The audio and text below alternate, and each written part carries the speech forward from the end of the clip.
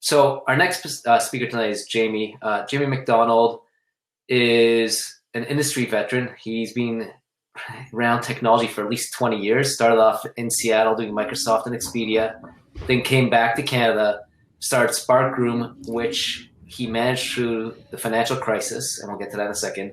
Then he started HubDoc, which he did a pivot, and he had an exit there. He had 2 positive exits. And he's someone I've been lucky to know for like 8, 9 years now, maybe 10 years. And just, I thought he'd be very helpful in helping people look for revenue in this current environment. So Jamie, thanks for coming on. Maybe can you start with your experience at Sparkroom, give a bit of context. That was like the financial crisis. I think you were selling ad leads to mortgage brokers back then. So how did you actually survive that? What did you do? This is funny because Alex fused my qualifications to speak to product manager in the travel industry after 9/11, and then I was running a mortgage software company selling software to mortgage companies in 2008. So perhaps that does make me qualified. I mean, I think first of all, I'm so pumped by the human response. The 1,500 people plus showing up. Alex and Jason just hat tip to you guys. This is our new reality, and bringing together the community in new ways is what we got to do. And I just want to say thank you. So I can talk a little bit about my Sparkroom experience, which is essentially we had a dozen customers who were scaling quickly in mortgage. They all stopped paying us, and we did a couple calculations very quickly, which is like, how much cash do we have? And I think the scenario every entrepreneur needs to do is, what if no one pays me for the next 6-12 months? Like, I literally have no revenue, no cash in the door. So ignoring revenue, and how much cash do I have in my bank account today, and how can I make it last as long as possible? I think Bryce gave us some great ideas on everything is negotiable. You need to pay your people, obviously. But as entrepreneurs, your goal has to be survival. The cockroach mode that we see on Twitter, on the internet, is exactly the right approach. How can you make sure you survive this to take advantage of the opportunities that are going to emerge from it? And every time I talk to other CEOs running software companies, I'm just encouraging people to imagine the worst case scenario and then make it worse than that. I think this time is different. Having been through 9/11, having been through dotcom bust, having been through the global financial crisis, Goldman's predicting a GDP decline of 25% in Q2. It's daunting. It's horrible. Many people we know are losing their jobs this week. And so my counsel to you, if you're in a position where you're running a business, is speed matters, go to wartime mode, and optimize for survival. So optimize for survival, that sounds a lot like what Bryce spoke about, figuring out basically how you can minimize costs. But not everyone has the luxury of minimizing costs and having 12 months to recover. So how do you go and find opportunities to find new revenue, or find new opportunities to have upside? For sure. I mean, I think the stuff I'm talking about is just the inverse of what Bryce is talking about. He talked about, like, get expert at talking to government. Call your accountant today, and whenever Prime Minister Trudeau and the finance minister announce the plan, get incredibly good at getting that money. That's cash in your bank account. That's more valuable than revenue. Obviously, talk to your existing customers. Pipeline's going to go to zero for the next 30 days, unless you're selling into healthcare or you're selling, face masks or rubber gloves to keep people safe.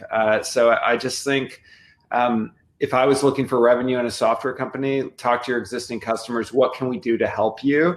And be human and authentic, and try and make a difference. I love what Joanna from Nix is doing in terms of trying to use some of her capacity to create value for our healthcare workers who are on the front line. So I just say, how do we drive revenue? You can assume your pipeline is going to zero for the near term, unless you're in one of these sectors that is actually okay.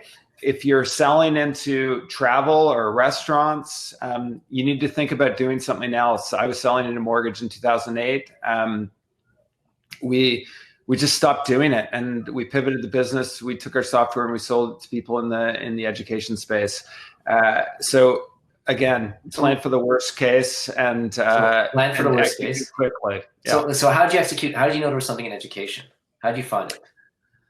I mean, we built software in this particular example that was generalizable. We thought all we knew was mortgage, and it turned out, we had to lay off half the team. Some of those people, because we did it in a humane way, came back and worked for us when we figured out education.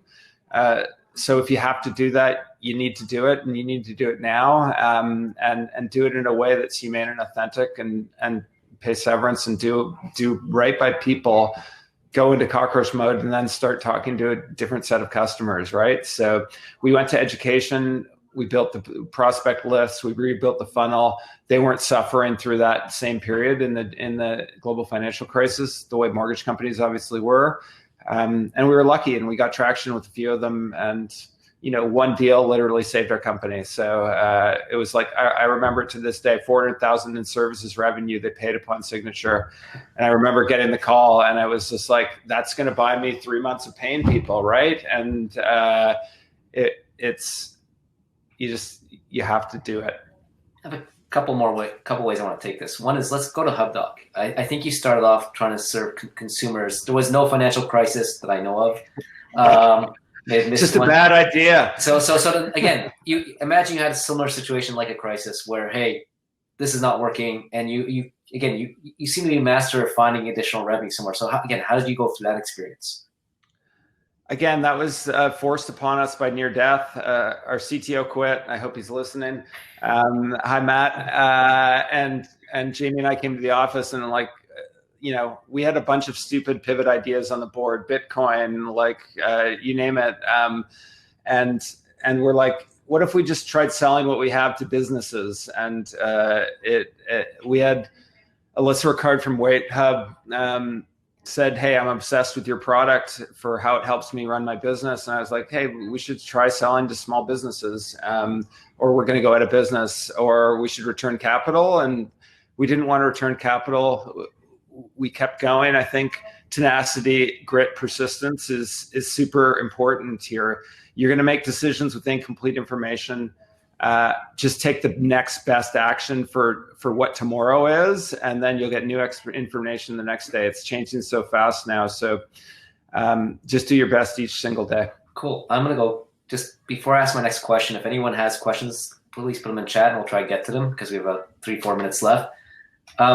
What's interesting about you're saying go to cockroach mode, then find customers. It seems like the way you've done it.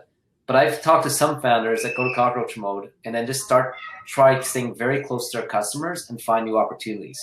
Have you tried that? Do you think that works? Like I know an events-based business that's saying, okay, we're gonna get our burn rate to 12 months, and the next 3 months, let's just build a better product. Do you think that's valuable? Do you think that's valid?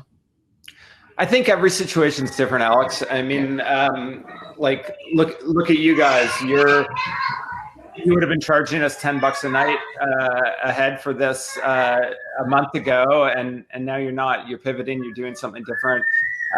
I think each founding team and leadership team has a different set of circumstances, and they have to make the best choices in those. I think anytime somebody suggests buckling down and just working on your top 2 product priorities, or I'm going to talk to my top 10 customers and figure out how I can drive value for them. Bad things don't happen when you do that. Good things happen when you do those things. Cool. See a couple questions from the chat. One was, were your pivots successful? I guess it depends on your definition of success.